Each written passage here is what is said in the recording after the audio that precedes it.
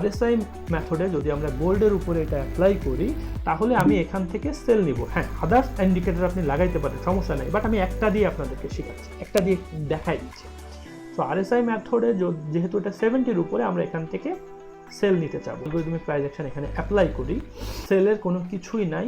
আমরা যেটা করতে পারি, আমরা অ্যালগরিদমিক প্রাইস অ্যাকশন অনুযায়ী this is a mitigation block and this is a FVG। So আমরা মূলত এখান থেকে তাকে বাই নিব, আমাদের টার্গেট থাকবে এই লেভেল পর্যন্ত হয়ে থাকে। সো অ্যালগরিদমিক প্রাইস অ্যাকশন অনুযায়ী আমরা যেখানে বাই দেখি সেখানে ইন্ডিকেটর বেস প্রাইস অ্যাকশনে আমরা সেখানে সেল দেখি।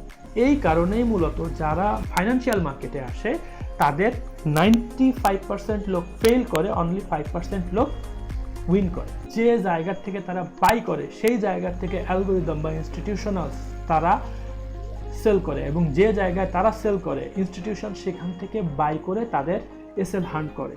Till then, have a nice day, thank you, bye by.